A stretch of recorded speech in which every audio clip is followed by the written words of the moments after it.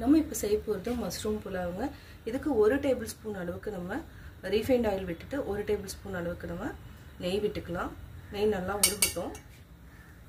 நல்லா உருகிடுச்சு. இதுக்கு பிரிஞ்சி இலை 1, ஒரு பட்டை, 2 ஏலக்காய், 4 கிராம்பு,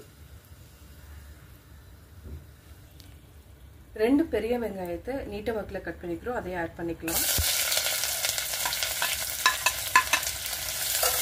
பொன்னிறமாக வதக்கிக்கலாம்.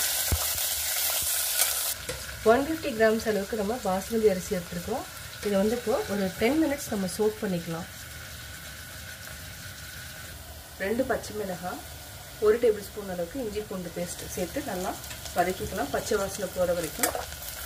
1 கைப்பிடி புதினாவை பொடியாக நறுக்கிருக்கிறோம். அதையும் ஆட் பண்ணிக்கோங்க. இதையும் சேர்த்து நல்லா வதக்கி விட்டுக்கலாம். மஷ்ரூம் சேர்த்துக்கலாம். மஷ்ரூமை பொடியாக நறுக்கிக்கலாம். அதாவது 2ஆக கட் பண்ணிவிட்டு ஆட் பண்ணிக்கோங்க. இப்போ நல்லா திரட்டி விடுங்க. இதுக்கு வந்து எந்த கலரும் ஆட் பண்ண வேண்டியதில்லை. நான் மஞ்சத்தூள் ஆட் பண்ணலாம்.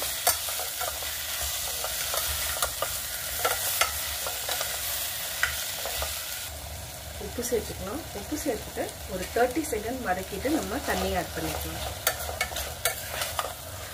நம்ம இந்த டம்ளரில் 1 டம்ளர் அரிசி போட்டிருக்கோம். நம்ம வந்து 3 டம்ளருக்கு பதிலாக 2 டம்ளர் தண்ணி விட்டுக்கலாம். 1 2 2 1/2 டம்ளர் கம்மியாக விடுங்க. ஏன்னா பாஸ்மதி அரிசி இல்லைன்னா குழஞ்சி போயிடும். இப்போ நல்லா கொதிக்கணும். கொதிச்சதுக்கு அப்புறம் அரிசி போட்டுக்கலாம். இப்போ கொதிக்க ஆரம்பிச்சிருச்சு. இந்த ஸ்டேஜில் நம்ம அரிசி ஆட் பண்ணிக்கலாம்.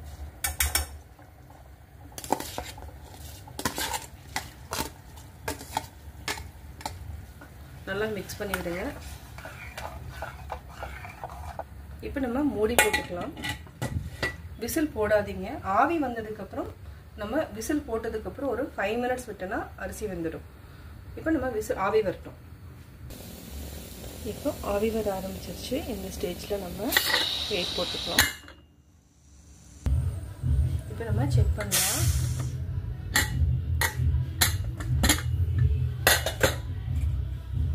மஷ்ரூம் புலாவ் ரெடி ஆயிடுச்சு.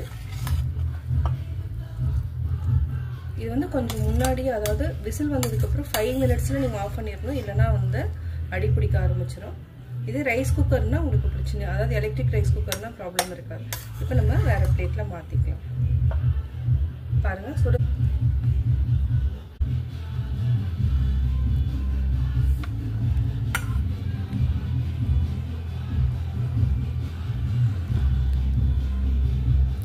Mushroom pulao ready.